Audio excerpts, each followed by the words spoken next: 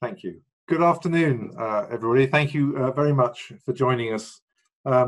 It has been a funny old year, to say the least, hasn't it? This is the first time that we have held one of our regular art law seminars in an online environment. Normally, we look forward to welcoming you to our office and to giving you some drinks afterwards, but I'm afraid that's not on the cards today. Given the more optimistic news that we're getting now about vaccines, this may be the last time we do this as a webinar, and that next time we can welcome you all and give you a drink as well. One of the upsides of the lockdown, however, is that it's given many of you the time and the opportunity to join us virtually when you might not otherwise have been able to. And it means we can give a very special welcome, I think, to quite a large number of people who are joining our seminars for the first time, and many of you from overseas. So another benefit. Welcome in particular to all of you. The year has obviously been dominated by COVID. Its impact on the art market has been very well documented. And this is a chance to catch up on some of the key areas of that impact as the market has gone more digital by way of response. And of course, the business of compliance doesn't stop for a pandemic. So we're going to have a refresher for you at the end on the new anti-money laundering regime in the UK. Our panel is a roster of the talent in the team here. You can see them on your screen, I hope. First up, bottom left, is Joshua Cunnington, who's an associate in our IP team, and we'll be addressing IP issues in the context of digital collections of artwork. Following Josh will be Guy Harper, top right, on my screen anyway, who is a partner in our commercial disputes team, and we'll be discussing business interruption insurance, which is a highly topical subject at the moment and has been running through ever since COVID hit us back in March. And then Guy will be followed by Katie Hewson, top left, a senior associate in our commercial team, who will be covering online selling and the issues arising from that, as well as data protection, because a number of issues arise from data protection in the current environment. That was to have been dealt with by Naomi Leach, who can't join us, but Katie, thank you for stepping in and covering both those subjects. And then finally, Alan Ward, bottom centre, will provide us with the promised refresher on the anti-money laundering regime. So I think without more ado, Joshua, over to you. Fantastic, right. So this section of the presentation of this webinar is focuses on digital collections held by museums and galleries. Over the years, there has been an increasing amount of that artwork which has been held by those institutions and made available online. This year, however, as all or swathes of society has been forced to self-isolate due to COVID-19, there has been a real noticeable increase in online access to a wide range of the visual arts. So whilst the technology has been around for some time and digital collections have been held by various bodies, have been growing steadily, the pandemic has forced galleries and museums to adapt, like many other industries, and to shift to an online first approach to allow those stuck at home to remain connected to the culture that they love so much. I've included here a number of examples from London specifically. Obviously, I'm aware that there are many others around the world, but there have been so many virtual exhibitions that have been put on by virtue of COVID to allow those to actually view the artwork that's been put on show. And as you can see there, there's just a small handful of the numerous examples that have been put on around the world. This is just in London, but it's easy to see from just casting your eye over the art press that how many different exhibitions and different galleries have been putting on various either walkthroughs, videos, virtual reality tools, or simply just films or images posted online. This is obviously not a new thing. Prints, copies, and casts of artworks have long since been used by collectors and galleries and museums to supplement their collections. For example, casts have been taken of classical artworks since at least the 1400s. You only have to go to the cast rooms in the grand museums of the world to see that. But turning to the present day, what we're really talking about here in this talk is high-resolution digital photography and videos, and then also, more recently, virtual reality. And for graphic artworks, these collections fall broadly into two camps. First of all, galleries and museums are frequently uploading large quantities of their archival material to the internet to be viewed by the public, or importantly, to be licensed commercially. And secondly, as I mentioned, and as you'll have seen, galleries and exhibitors are turning to virtual reality to provide much greater access to these works generally. However, these digital collections, they raise important questions with respect to copyright in particular, including, for example, whether the works comprising those collections can be owned at all and therefore validly licensed, and also to what extent the digital collections can be actually owned, can infringe the rights of the underlying artists. So the first question is, can you own copyright in an image of an existing artwork? And as I say, this is important because increasingly both galleries and museums are trying to license and commercialize the images. And in order to do so fully, it really does help for there to be an enforceable IP right subsisting in their image. Under English law, which has been influenced by a large extent to the jurisprudence of the European courts, the starting position is that an artistic work must be original for it to qualify for copyright protection. The traditional English law test is relatively low in terms of a threshold, and says that it focuses on the skill and labour of the artist, or rather the person taking the image.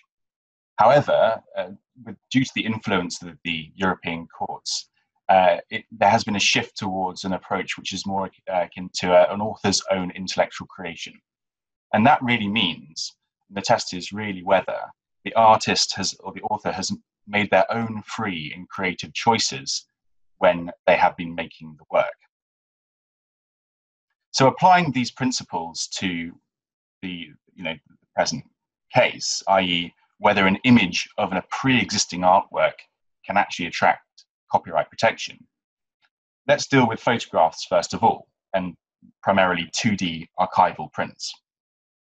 And the key question here is whether taking a photograph, merely a snapshot of an existing artwork, can constitute the author's own intellectual creation.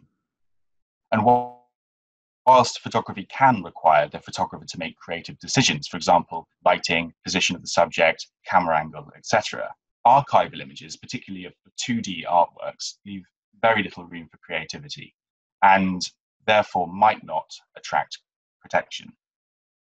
It is a slightly different story when we turn to the 360-degree views and virtual reality installations that some galleries and museums have been putting on.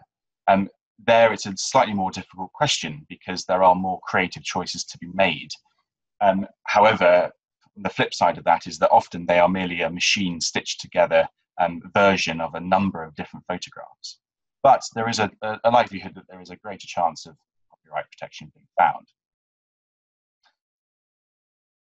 I should also add that for films, however, there is no originality requirement in English law. And it's interesting to see that some galleries have been taking the film approach to walking the public through the installations. The most recent example of this I see is the National Gallery with their Artemisia exhibition. So that's the starting position, but let's consider much older artworks here. It might be questioned how there could possibly be any copyright owned in an image or a reproduction of an old artwork which itself is out of copyright, or to which copyright never attached in the first place. The point here, however, is that actually in itself, the the fact that the underlying artwork is out of copyright protection does not prevent a newer image of that work attracting copyright protection in itself, assuming you can get around the originality provisions that we've already discussed. However, this is quite a controversial issue because, as most people might argue, once a work is out of copyright, it in effect passes into the cultural fabric of society, and therefore it should be free to all. Merely creating an image of it can't evergreen, for want of a better word, the copyright in it, so as to kind of move ownership to someone else. And in fact, the European Commission has recently found this issue important to legislate on, resulting in Article 14 of the 2019 Directive on Copyright and Related Rights in the Digital Single Market. Now, that directive covers various topics, but specifically Article 14 provides that a reproduction of an artwork in which copyright has expired cannot attract copyright protection for itself, unless that reproduction comprises the author's own intellectual creation. Now, it is questionable, obviously, if we consider what I've already discussed, as to whether this actually changes anything at all, because it's pretty much what the existing law says. However, what it does provide is a statutory basis for protecting, works which have passed into the public domain. I should note, however, that the UK government, by reason of Brexit, has actually specifically confirmed in Parliament that it will not be implementing this directive because the deadline for its implementation is 2021, or 2022 rather, I think. So we'll have to see what this means for the state of the UK law and actually whether anything would be changed. I think really the English law would, as it stands at the moment anyway, would have to be changed pretty drastically in order to change the approach the courts currently take, which is, as I've discussed, is one of a test of the author's own intellectual creation. Moving on briefly, I don't have very long to talk about this topic. I'll hand over to my colleagues in a second. But I wanted to touch briefly on a second issue, and this is whether the digital collections that are held by galleries and are promoted and made available online can infringe the rights of the artist, the underlying artist. Now, the first question for infringement is really whether a copyright exists in the first place in the underlying artwork. And as I've touched on already, a question is always whether an artwork is old enough, or is rather too old. And this is relevant because copyright exists in an artwork for 70 years from the end of the year in which the artist dies. So therefore, I think the starting position in terms of judging whether there might be an infringement risk is really how old the artwork is, or rather the artist, and when they died. To the extent that copyright still does subsist, however, the question of whether there has been infringement is really one of whether a substantial part of the artwork has been taken. And clearly, if the entire image has been reproduced, then there will pretty likely have been infringement to the extent that copyright subsists. However, it becomes a bit more delicate of an issue where only part of the image has been taken. And that really is a substance over sheer amount question. So what is the importance of the piece of the artwork that you've taken to the overall artwork? But I think more importantly to this topic is actually, and in the context of COVID, is the possibility for infringement to occur by communication of a work to the public. And this applies where, in the case of a gallery, for example, you were to take the artwork and make it available to a public online that the artist never really considered would see the artwork. And obviously, this often the artist wants a larger public to see it as possible. But this issue will probably be dealt with in any kind of arrangement between the artist and the gallery or museum. But obviously, sometimes it isn't, and sometimes the artist might feel aggrieved that the artwork has actually been made available online, for example, to a greater audience than actually it originally envisaged. So from a technical perspective, there is a risk that in making the artwork available online as part of a digital collection, where, for example, the artist only envisaged it being made available on the physical gallery wall, could potentially infringe the copyright of the artist. So just to round off, I thought that I'd just cover some brief practical points in terms of what galleries and museums can consider, but also the flip side is what artists can consider as well as relevant to this area. And so I think that the starting point is that all requisite licenses are in place in terms of the underlying copyright in the work before they're made available in digital collections. That's a consideration that should be made from the off. Second, if you're concerned about protecting the rights in the exhibition as a work itself that you're going to make available online, so this collection, consider making a film if you think that actually, because of the restrictions around photographs that I've mentioned, you don't think that actually copyright might subsist. So consider making a film because, as I've said, originality is not a requirement.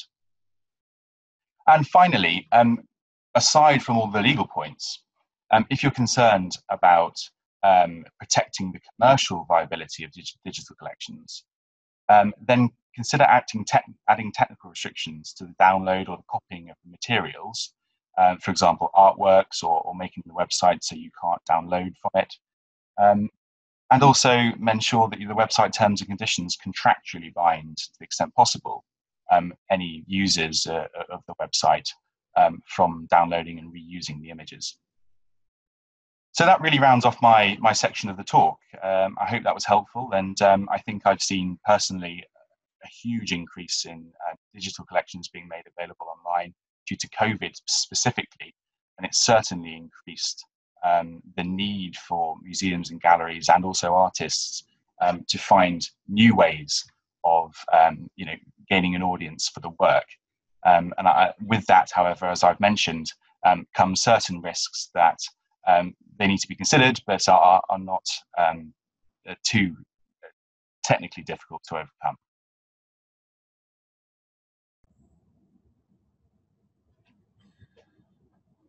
Thank you very much, Josh.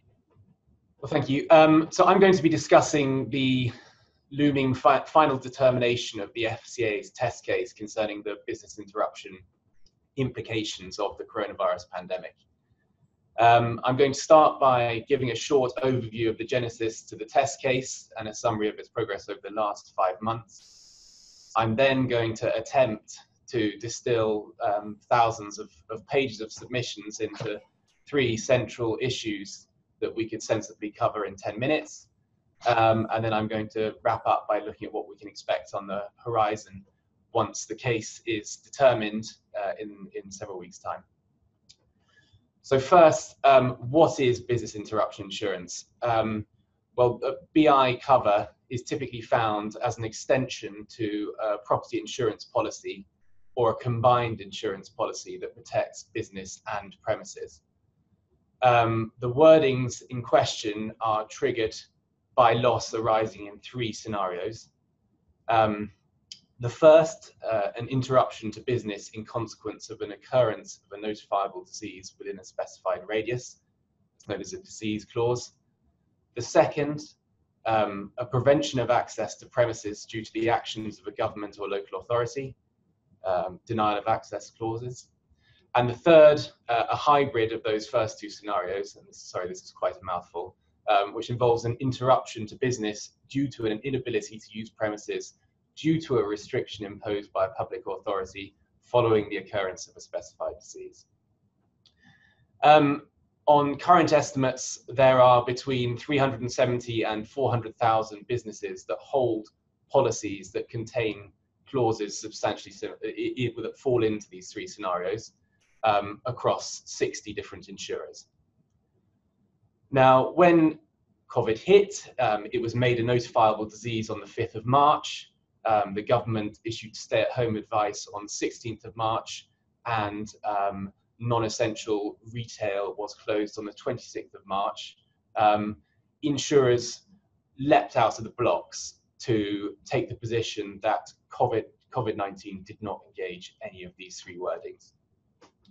So the result was a situation in which we had, on the one hand, hundreds of thousands of businesses facing existential threats and in a position where the cover that they thought they had didn't bite, according to insurers, and insurers on the other side facing a wall of claimants pursuing billions of pounds worth of claims.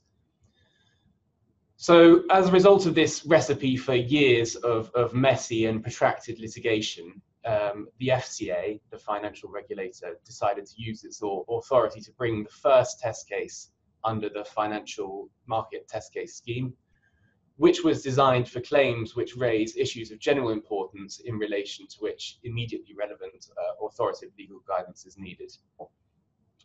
So the purpose of this claim is to seek the court's determination of issues concerning policy coverage in respect of a sample of 21 business interruption clauses that have been used by 8 separate insurers, and those insurers are listed on the slide there. The claim was issued by the FSA in June. They managed to get to a trial a month later in the High Court before a High Court judge and a Court of Appeal judge, Lord Justice Flo, and the judgment was handed down in September. Now, the judgment is complex and runs to hundreds of pages, but it can be broadly summarized as a victory for the FCA. Permission to appeal to the Supreme Court was granted on almost all issues in dispute, and the appeal was heard by the Supreme Court a fortnight ago. The Supreme Court panel has said that it will hand down its judgment by the end of January and has floated the possibility of the judgment before Christmas.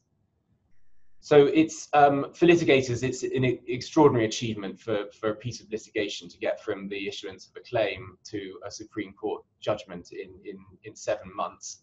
It usually takes about 4 years in an ordinary civil claim to reach a Supreme Court decision. But that, lawyers and regulators patting themselves on the back on that front is obviously scant comfort to the businesses with potentially valid claims that will be or have been and will be slipping into insolvency, waiting for a decision in this case. So if we could move on to look at the first of the 3 core topics, and this is disease clauses. So Anusha, if we could move on to the next slide, please.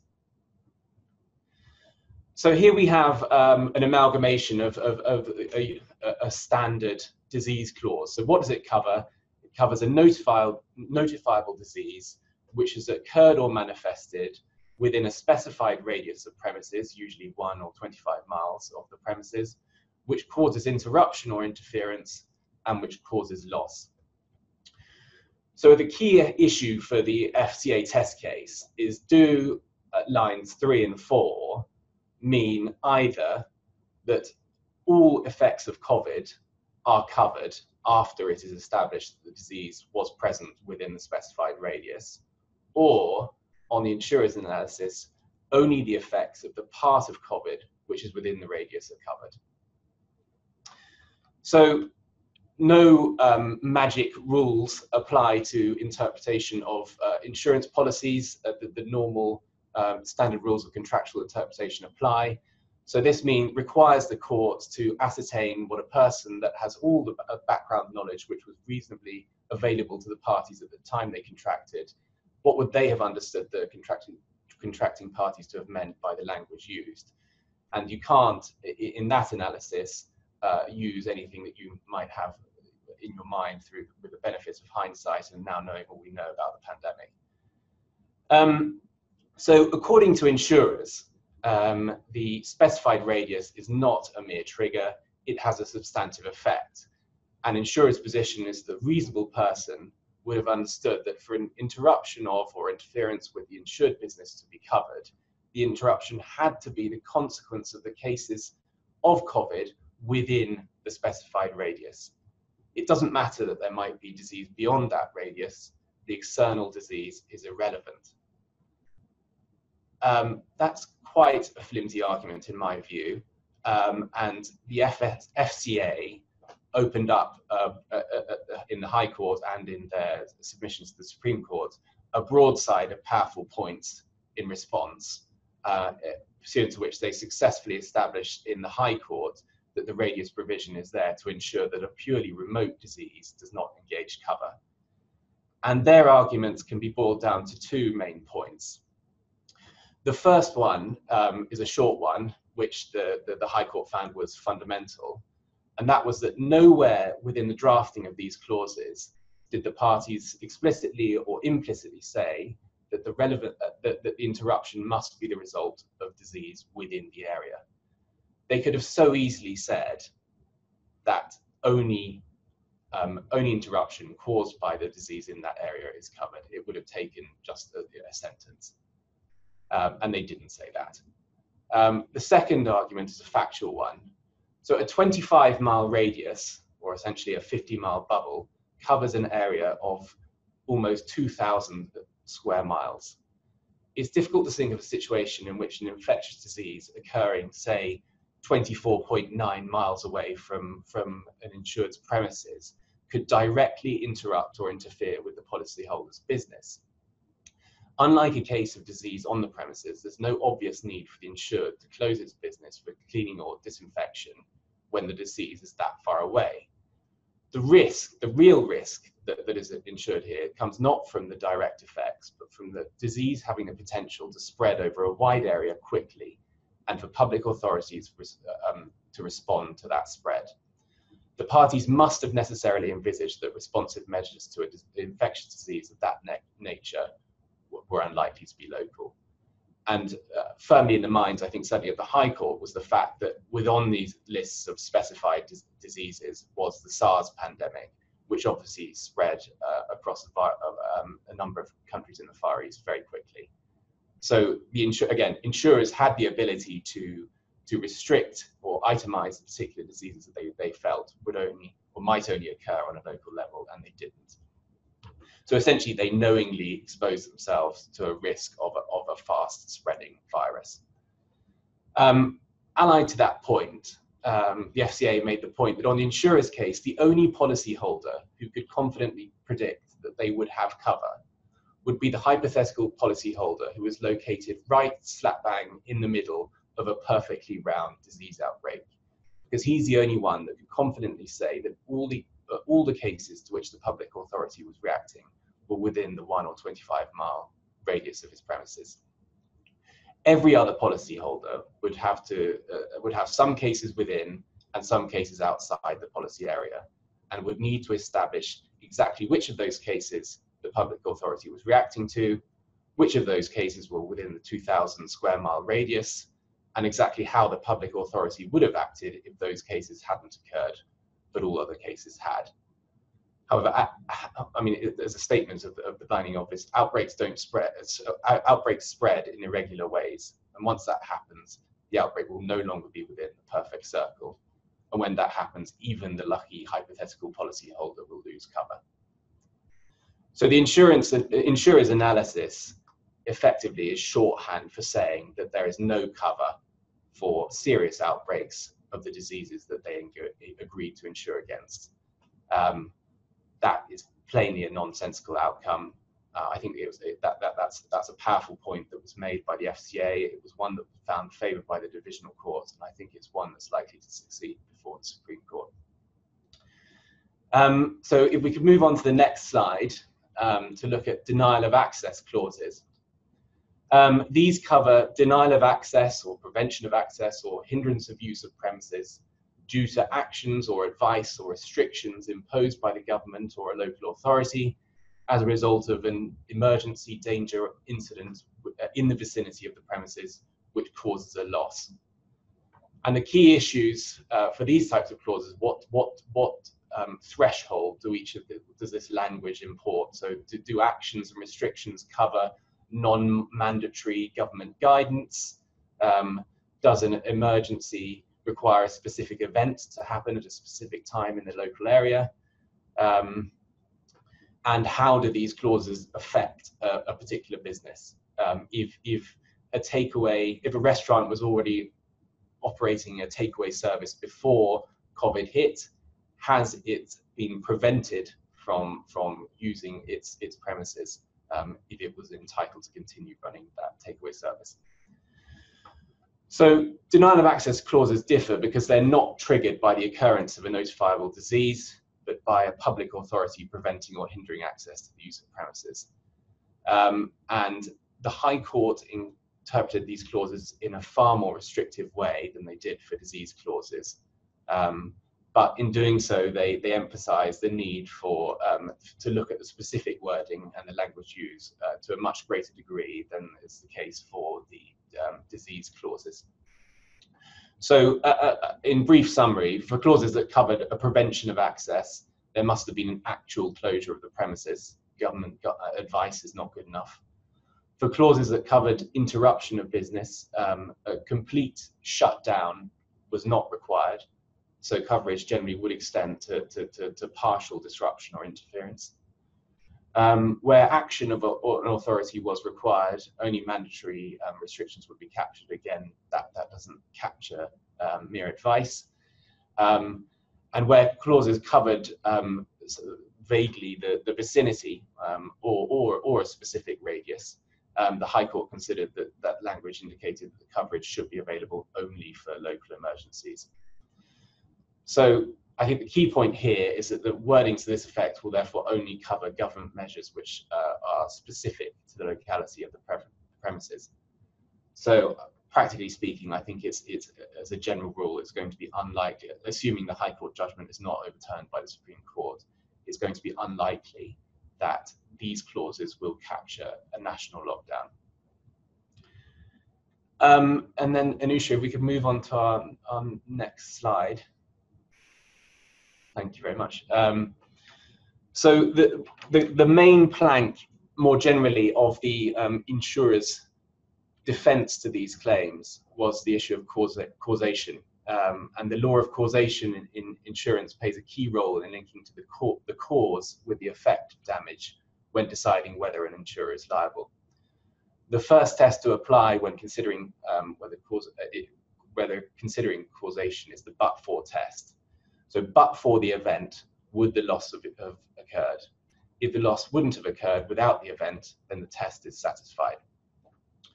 So the leading case on causation in the context of business interruption insurance cases prior to the trial of the test case was Orient Express and Generali, which concerned a claim for business interruption losses in respect of a hotel damaged by Hurricane Katrina. And insurers in that case argued that loss of income caused by physical damage to the hotel premises was not recoverable because the area in which the hotel was situated had already been evacuated. So obviously the essence of that point is appetite to book a stay in an otherwise undamaged hotel in a flattened city would have been non-existent, and therefore the same loss would have been incurred whether or not the property damage to the hotel had happened. And an arbitral tribunal and subsequently the High Court agreed in that case with the insurer's position and separated the damage in the abstract from loss, in that case business interruption. But for or without the physical damage, the loss of income would have still occurred, therefore the loss is not recoverable.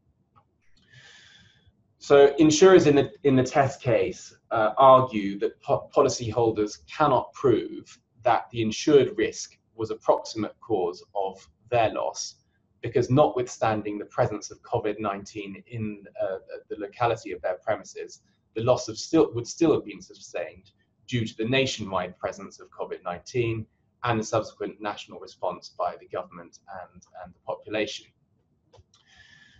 In the High Court, the judges concluded that most causation issues raised by the insurers fell away when, as a consequence of the conclusion that it reached that the nationwide outbreak of COVID and the resulting government and public response form part of a composite peril covered by the relevant policy wordings. So you might remember looking at them that obviously each of the elements of the infectious disease and denial of access clauses has multiple layers, one of which is the disease. And for the purposes of the but-for test in causation, you have to strip out every single one of those layers. So that the consequence of that is that the arguments are precluded to the effect that the policyholder's loss has not been caused by COVID-19 occurring in the relevant policy area, but not by the virus occurring elsewhere nationwide, or that the loss has not been caused by prevention of access, but by the COVID-19 emergency as a whole. So the court can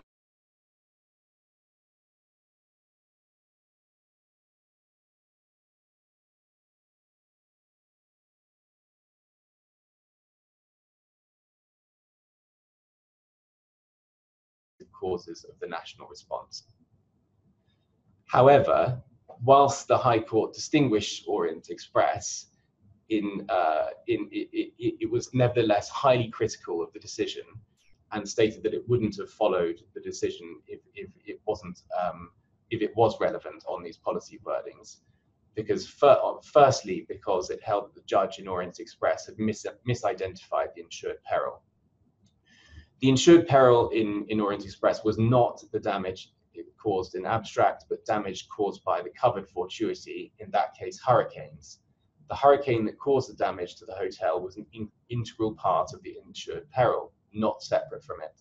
The test ought to have been, but for the damage caused by the hurricane, would the loss have occurred? Plainly not. Secondly, the court stated that the decision in Orient Express resulted in the untenable conclusion that the more serious the peril, the less cover the policy provides for the consequences of damage to the insured property. For example, if the hurricane had only damaged the hotel, there would have been a full recovery. Because of the overall devastation caused by hurricanes was to the whole city and surrounding area, liability was avoided. The court found that to be an absurd outcome. These findings will obviously have a profound ramification for insurers if they're not overturned by the Supreme Court. It's not a particularly good omen for the FCA that the Supreme Court panel includes both an arbitrator that heard the case when it was arbitrated, Lord Leggett, and Lord Hamblin, who at the time was the High Court judge that gave the decision that was so heavily criticised in the FCA test case. So if we can then move on to where next. So my personal view is that the most likely outcome of the appeal is that the divisional court's findings will remain largely intact. I think that the findings that disease clauses are not limited to the part of the disease in the local area, and the more restrictive approach to the denial of access clauses is consistent with the wording of those clauses, and that insurers' case on causation cannot stand based on the construction of those clauses, meaning that the correct counterfactual for causation purposes is a marketplace free of COVID-19.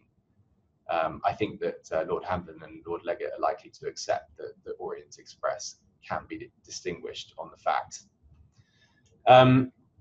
I think that the test case is unlikely to be an end to policy construction issues. Major insurers such as AXA and Aviva are not participating.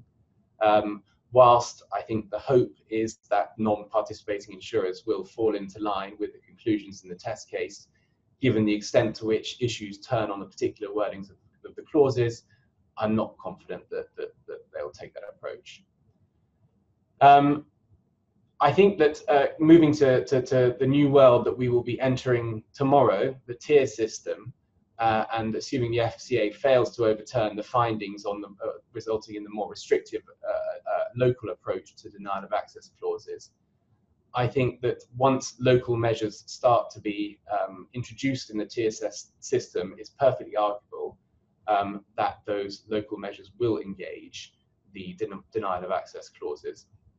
And I think we will therefore see some successful claims pursuant to those clauses, notwithstanding the findings of the High Court.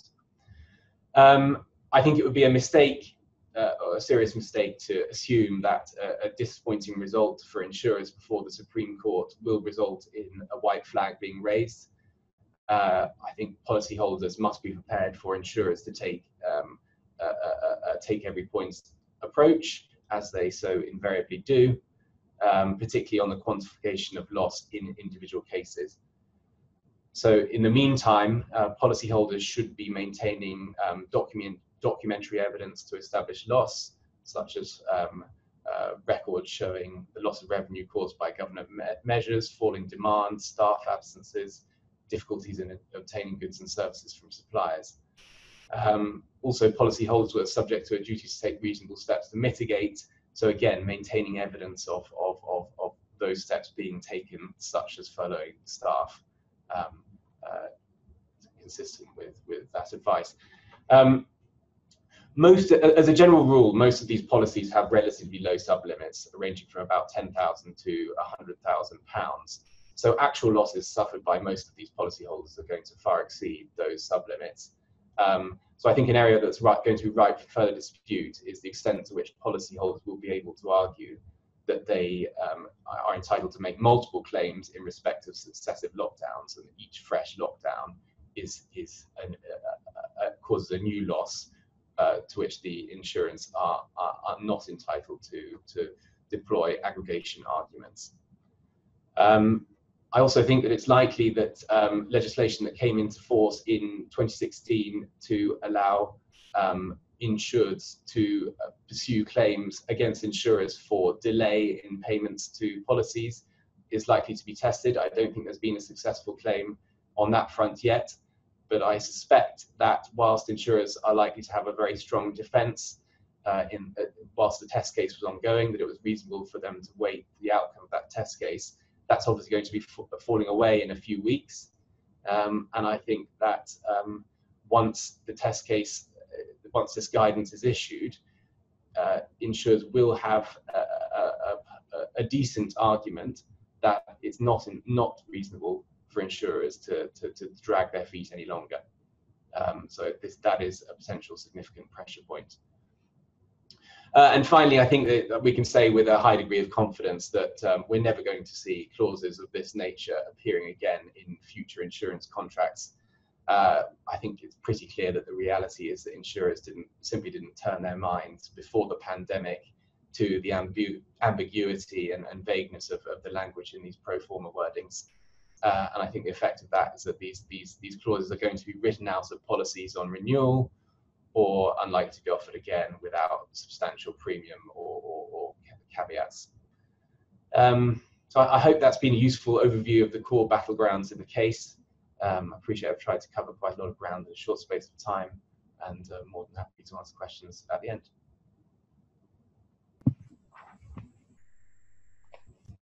I think it's my turn next. I'm going to be talking about online selling and data protection. If you can move to the next slide, Anisha, please.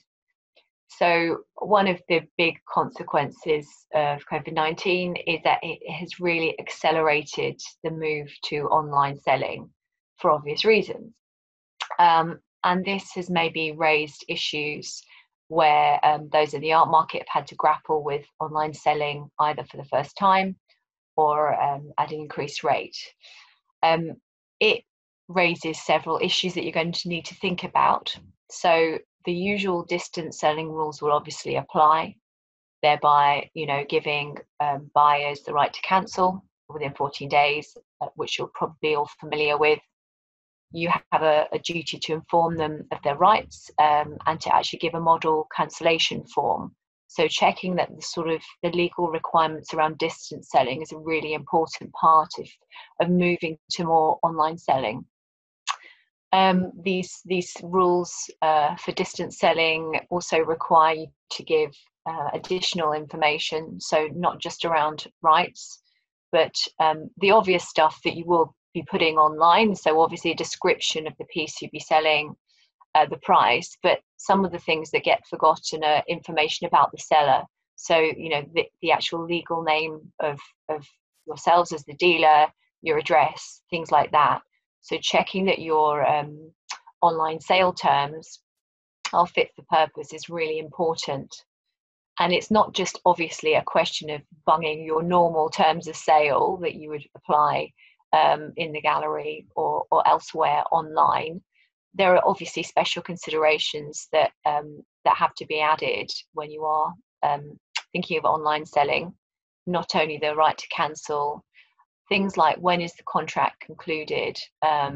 You might think it's when someone checks out their online basket, but what if you can't confirm availability? What if two people are online at the same time trying to buy the same piece from you? So maybe thinking about that and adjusting it to when you actually contact them to confirm the sale.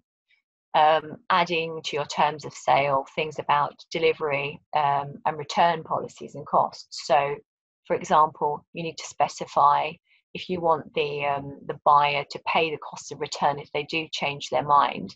You actually have to put that in your terms of sale.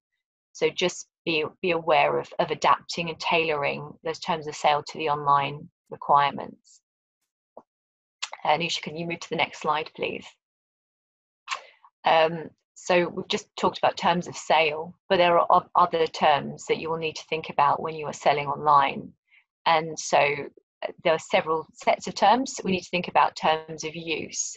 So this isn't the sales side of things, but this is how you use the website, and they would normally deal with issues such as the liability for the functionality of the site or the app and its availability. You might want to disclaim that if you are running some sort of online sale process and the site goes down, you need to deal very carefully in your terms of use that you would not want liability for any losses arising from that.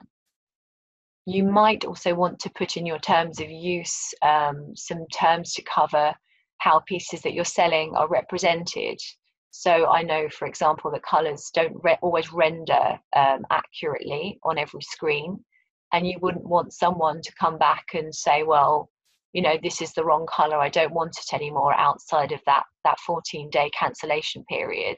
So you need to think carefully about how to talk about the representation of the pieces you're selling. And as Josh has already mentioned, so I won't cover again, you need to think about the copyright in the images of the pieces that you're selling online. You've also got another set of terms to think about in your privacy policy and your cookie notice. Obviously, if you're selling online, websites or platforms will hoover up lots of personal data about people, whether that's through the placing of cookies or in terms of user accounts. You will have all sorts of email addresses, possibly IP addresses, information potentially about how people are using the site or platform that you might not have had previously in a normal selling environment. So you'll need policies for those to explain to people how their information is being used on the site or platform. And if you are placing cookies, you need to be very careful, because as you will know from your experience, and no doubt with the websites yourself as a consumer, you need prior consent before you place any non-essential cookies onto a device. So that's where all those delightful cookie banners come from. You need to have a think about how those work in your online selling platform. I've also put, there's the issue about sale fees. If you're applying fees, you obviously need to be very upfront about that, but that can often get in the way of the user experience. So thinking about working with your technical teams to come up with ways to be open about fees whilst not cluttering up screens unnecessarily. The other issues I've highlighted in terms of online selling is that during the pandemic, you might have been dealing with customers more than you previously were through social media. And that's fine, but you need to be very careful and train staff about what they can and can't say on social media, not just from a reputational point of view, but something that they said about a piece might be construed as a representation about that piece. So care needs to be taken and potentially policies put in place to deal with the sort of social media angle of communicating with buyers. And with distance selling, I've also raised the issue of increased fraud, and that's probably something that Alan will touch on. But in the normal way, with distance selling, you'll need to do your AML side of things. Again, that's Alan's bag. But you would, the obvious stuff like checking bank details before you're sending payments by phone, rather than relying on the contents of an email to send a transfer, for example, if you're doing that on behalf of someone. The obvious stuff, but it's important at the moment, because there's been a huge increase in cybercrime during the pandemic. Can we have the next slide, please?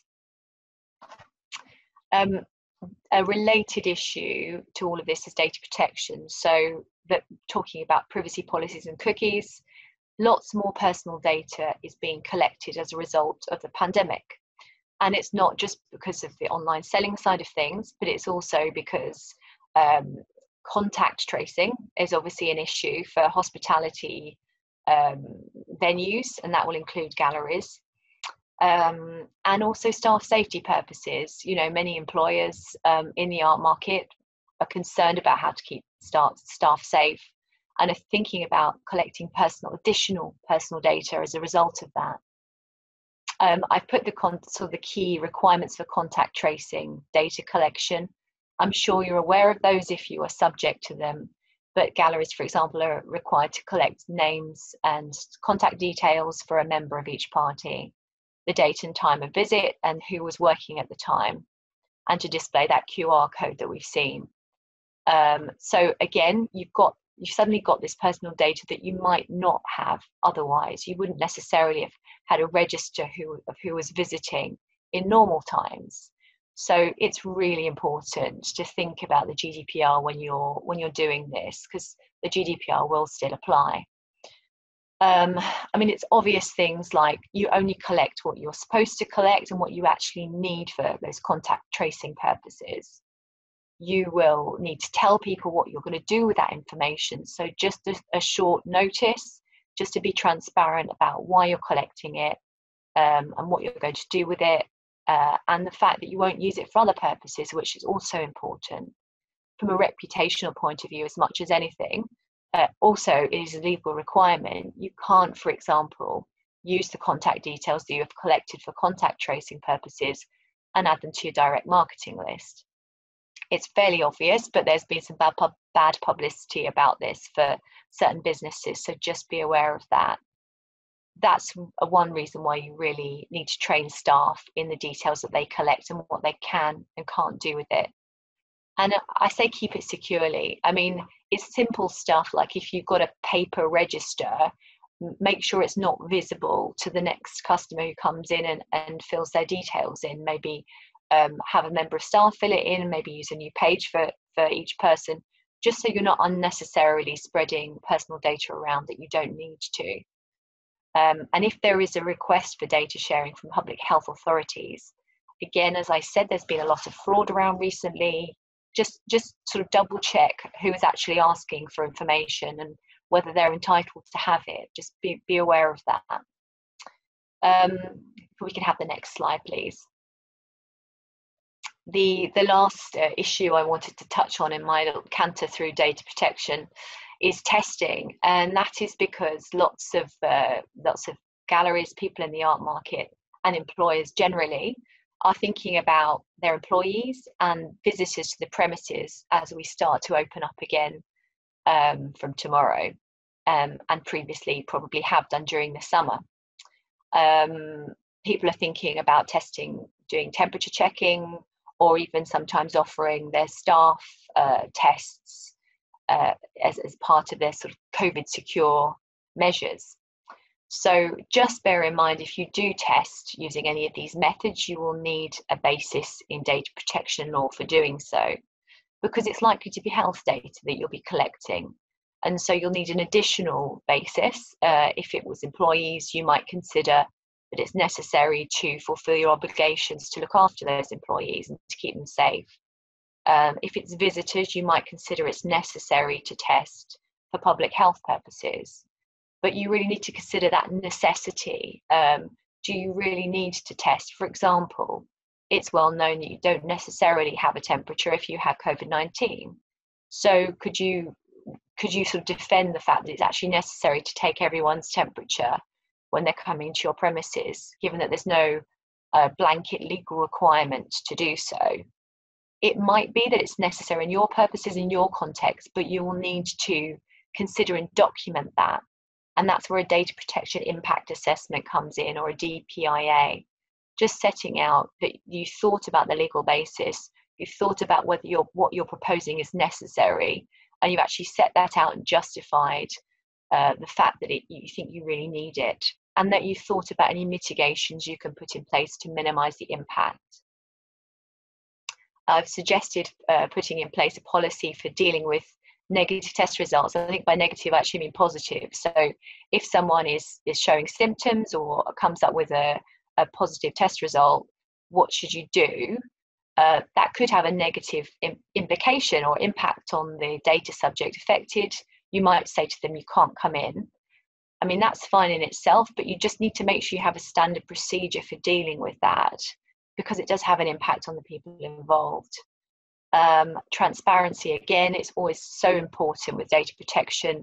Tell staff, tell visitors what you are doing with the test data, what your basis for using it is, how long you'll keep it for, all of the standard stuff that you see in your privacy policies. Just make sure that's applied, whether it's by a notice at the front desk or in the staff handbook as appropriate. And just take care when sharing information about staff tests. So, for example, if a member of staff has tested positive for COVID-19, you might need to tell the other employees that because of their own security, safety, but you might not necessarily need to share the name of who's been diagnosed. So just minimize the amount of data you really need to tell people. The last point I wanted to touch on is the regulatory approach. If you are dealing with things like subject access requests and similar complaints, or if you have a data breach during this time, the ICO early on in lockdown and the pandemic said that it completely understood, it can't extend the regulatory timescales for applying to things, but it would take the effects of the pandemic into account when people do deal with subject access requests and similar.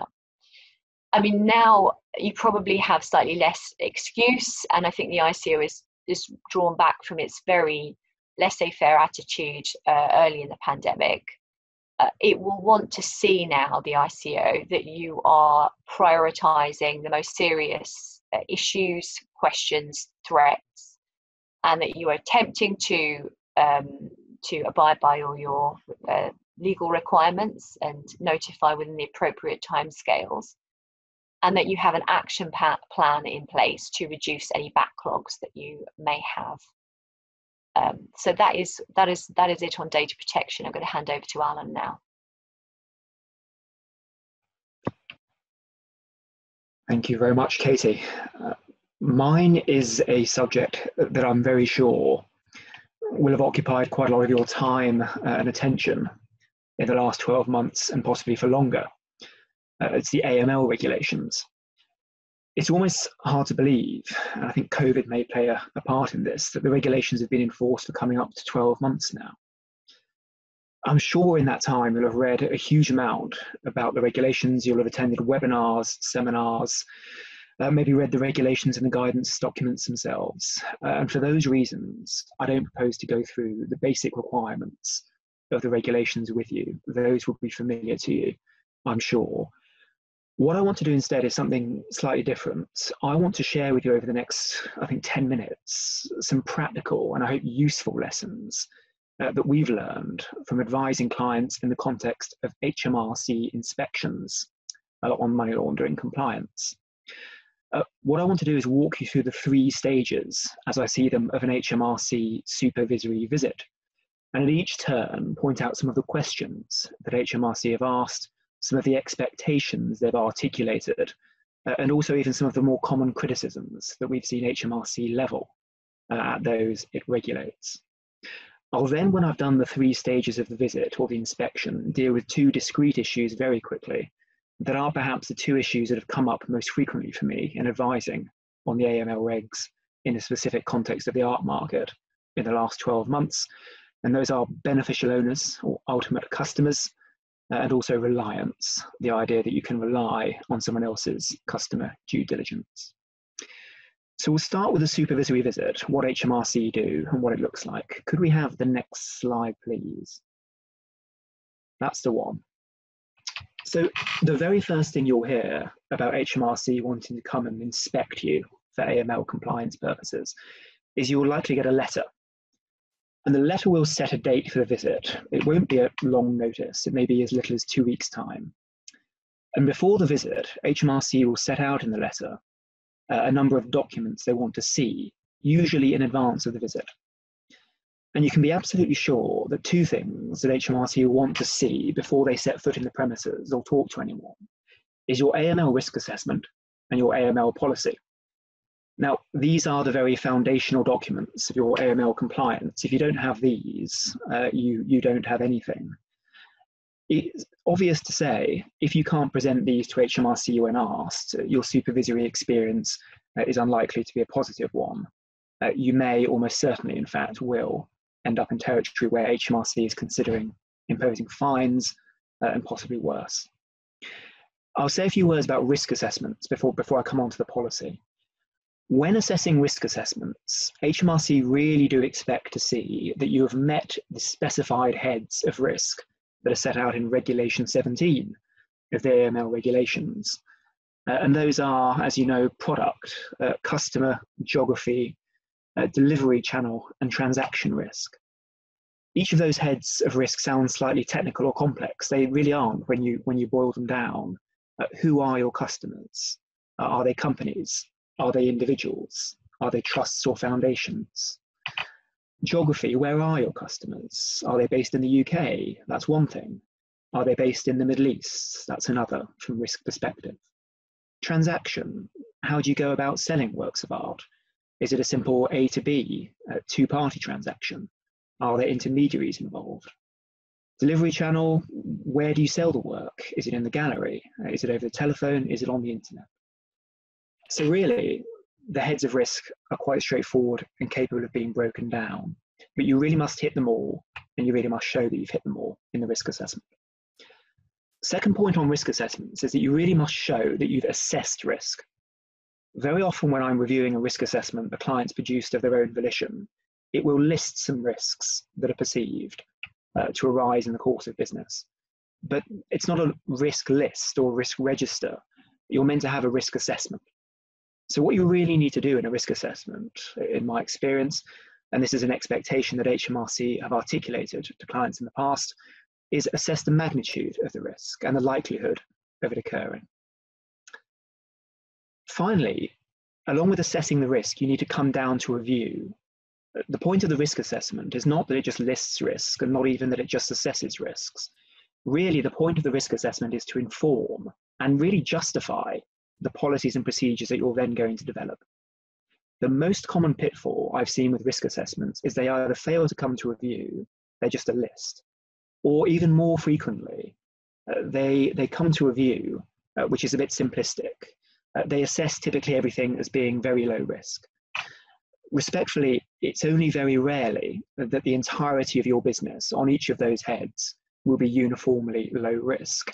To take 2 perhaps more frequently occurring examples, if there is even a possibility that you may sell a work of art to someone in a high-risk jurisdiction, perhaps the Middle East, perhaps North Africa, that itself is not low risk. On transactions, if there is even a possibility that you might sell a work to an intermediary, that is to say, if in a transaction there might be more than 2 parties, again, that is not, I would suggest, low risk. So the risk assessment needs to form a view, it needs to assess risk, and it needs to consider the specific heads of risk. Sounds easy when you say it out loud, and I think it is and can be easy to do, but very many don't, and HMRC are quick to criticise those who don't. On the policy, I can put this quite simply. The policy really needs to be a useful and practical document. A test I'd invite you to apply to your AML policy is, can the people whose job it is to apply it, can the people who are conducting the sales pick up the policy and readily understand what they have to do? And if the answer is no, or if the answer is possibly not, or not in all cases, I suggest that alone is cause to revisit the policy. A quick an easy way of making a policy user-friendly is to boil the requirements of it down to a checklist at the back of the policy, which members of staff can use as they work through the CDD process. That's something I always advise. That's something I've seen well received by regulators, HMRC included.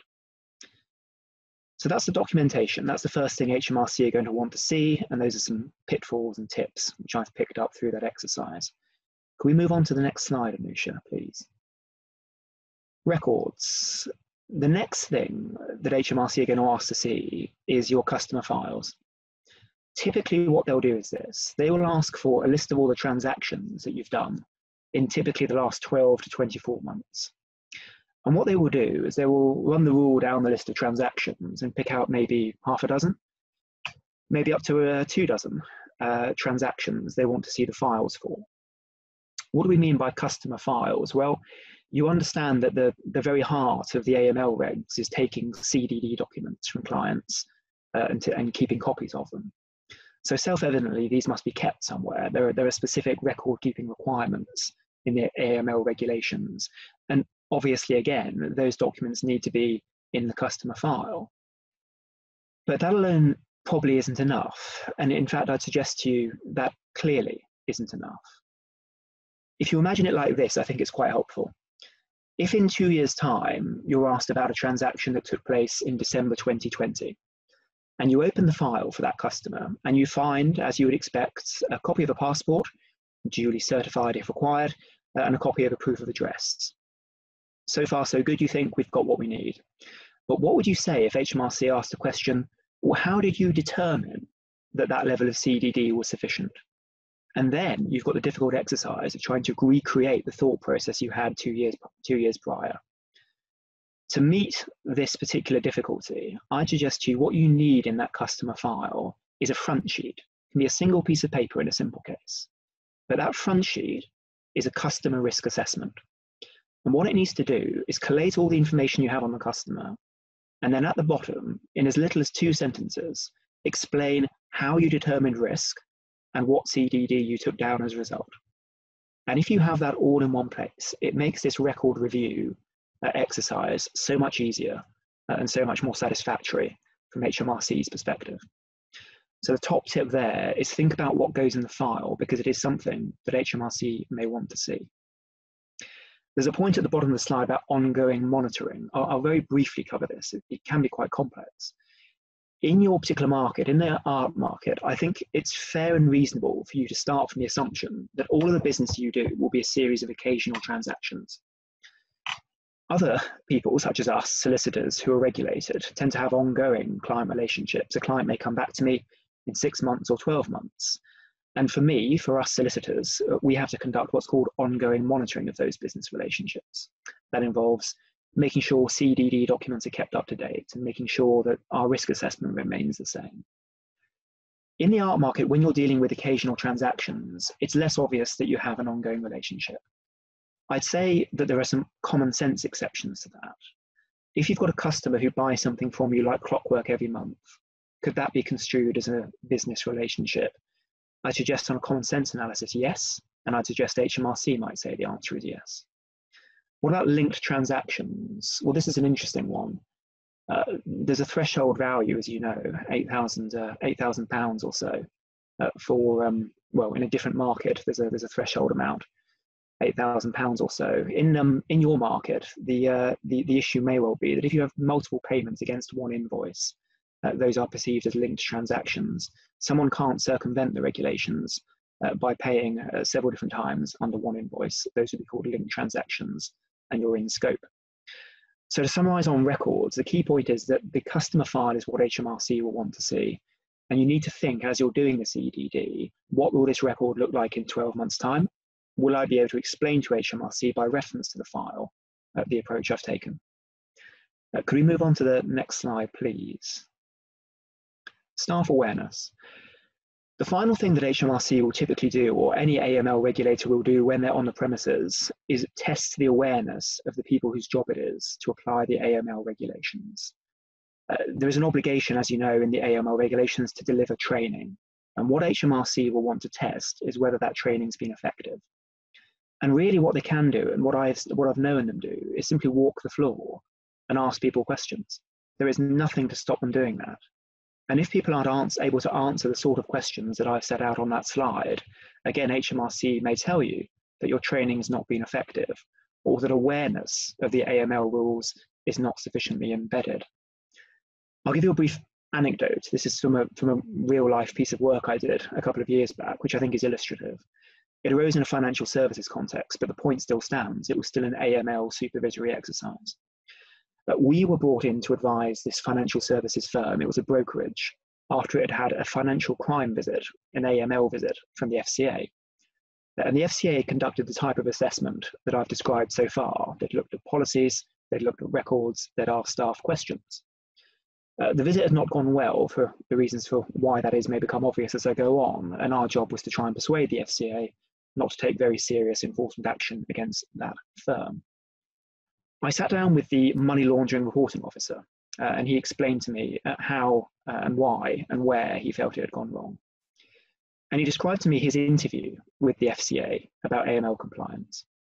And they sat him down, and over the course of half an hour, they drilled him quite intensively on the detail of the AML regulations. And they got to the end of the interview, and they asked him a series of questions about how prominent he was in the business, and whether people knew who he was and what they had to report to him. And the questions went as follows. Do people in the business know who you are? Yes, absolutely, says the MLRO. Do they know what your function is? Absolutely, I'm certain of it. And do they know what they need to report to you? That is to say, suspicions of money laundering. Of course they do. Everyone is well aware of that. Can we take a walk? Says the FCA supervisor. FCA supervisor walks up to a broker on the floor and says to him, excuse me, sir, I'm from the FCA. Can you tell me who this gentleman is? Pointing at the MLRO. No idea, never seen him before in my life. Next desk, do you know what you need to report to this gentleman? No idea. Next desk, same story. Next desk, same story. The point there is hopefully more profound than the slide makes it, that the people whose job it is to apply the AML regulations need to know what they're doing. And your means of ensuring they do is training. Could we go on to the next slide, please? Those are the three stages of the visit: documents, records, awareness. I've got now 2 points that have come up quite frequently in the last 12 months, which I've advised on quite extensively. I can only cover the very basics with you in the time we've got, and possibly even in the questions, although I'm happy to try and answer any questions anyone has. But I'll deal with them briefly to start with. The first issue that's come up quite frequently for us in advising the art market on AML is multi-party transactions. As you are well aware, and as you know better than I, very often in an art transaction, it won't simply be A and B, but there may be A, B, C, and sometimes even D. And to take an easy example, it may well be the case that the person with whom you're dealing is not the end customer, but is the end customer's agent or advisor. The AML regulations are very clear, as also is the BAMF guidance. And while I talk, we move on to the next slide there, Anusha. The BAMF guidance is very clear, and I won't read out these extracts to you, you're probably familiar with them, but the essence of what they say is you need to know the identity of the person on whose behalf the transaction is undertaken. The simple difficulty that I've been asked about is often this: the person who is arranging a transaction doesn't want to tell you who the end customer is, because that may, in some cases, negative that person's value to the transaction. If you, the seller, know who the ultimate buyer is, what use or what value does the intermediary add? The unfortunate reality is that you, as a person to whom the AML regs apply, need to know who your customer is in all cases. You need to know who that end customer is. There is almost no way around it, I'm afraid, whatsoever. There are a number of interesting, unresolved and difficult questions that come out of this particular part of the AML regs and their application to this particular market. The guidance, although well-intentioned and very good in a number of places, can't and doesn't address some of the issues that we've had to advise upon. A particularly tricky one is consignments. If you as consignor consign goods to a consignee who goes off and sells it on your behalf, how can you possibly know who they've sold it to if they won't tell you? What power do you have at that point, the consignment note and contract long since having been agreed, to compel the consignee to tell you who they've sold to? Are you in breach of the regulations if you can't find out? It seems the answer might be yes.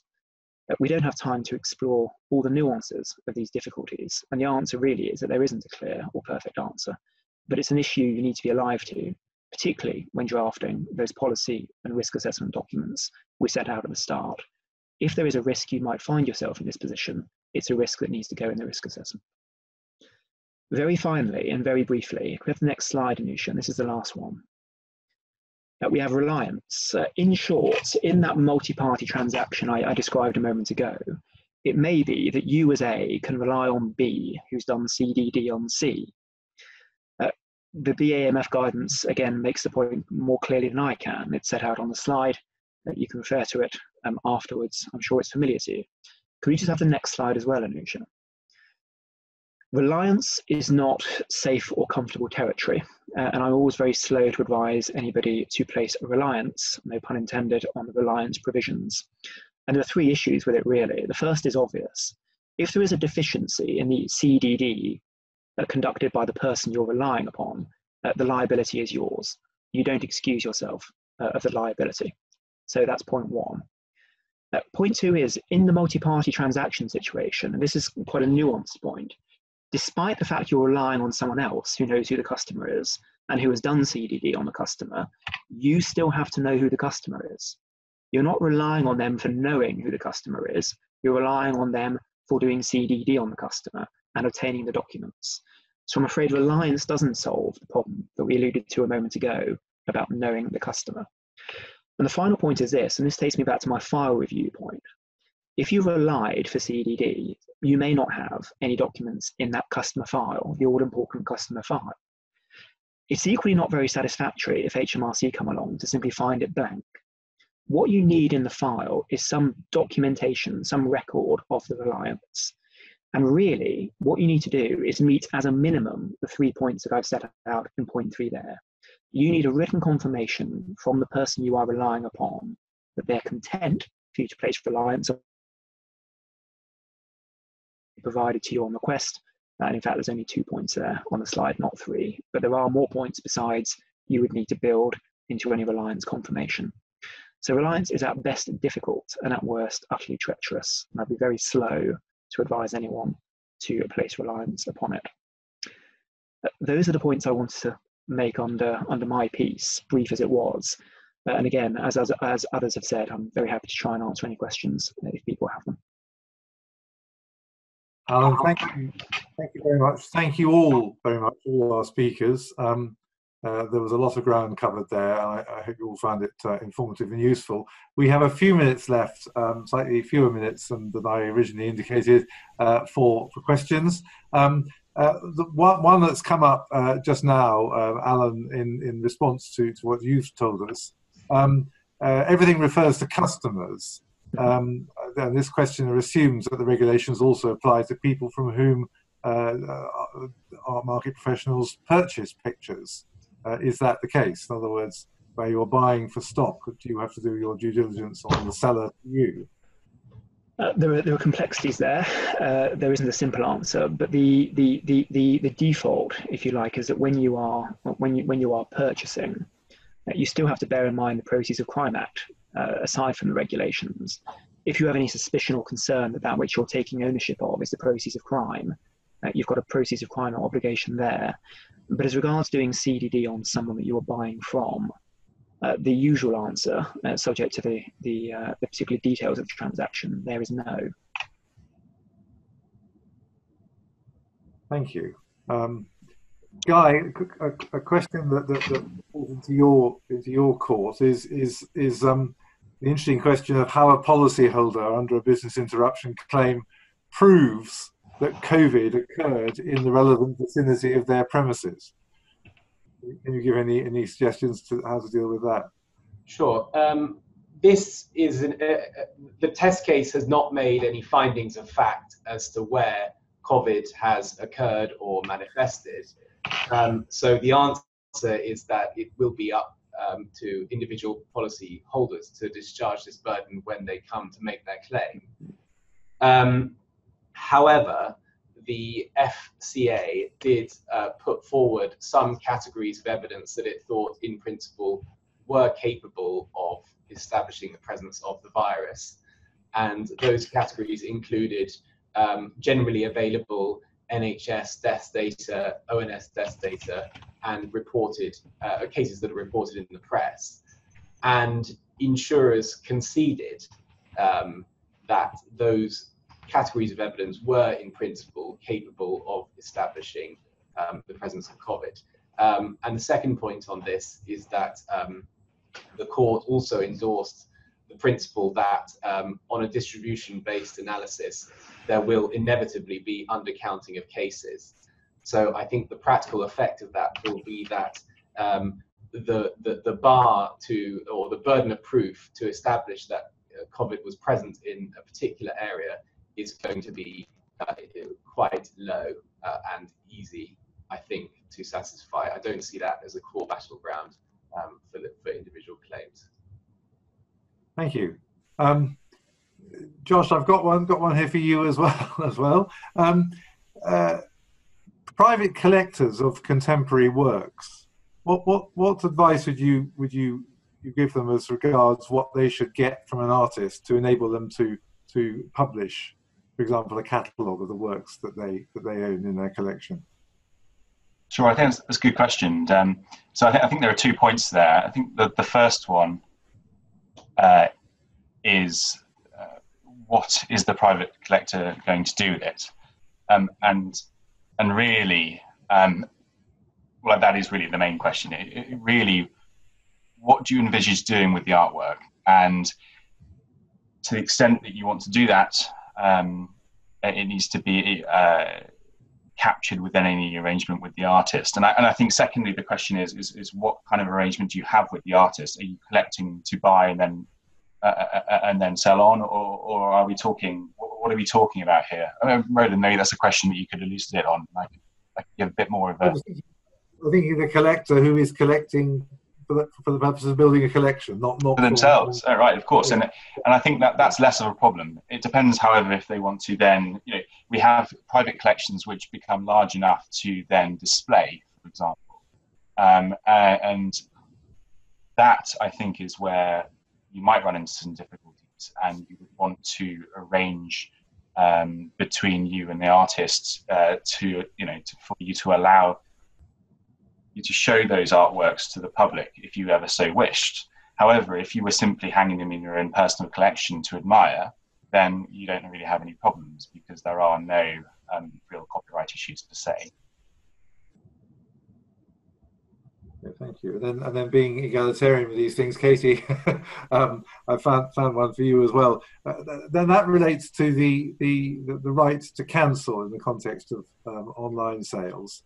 Yeah. Can you tell us a little bit about what the advantages might be of doing your online sales through auction if you're a seller, as opposed to privately through a dealer, in terms of the right to cancel, which I think doesn't apply in the context of online auctions?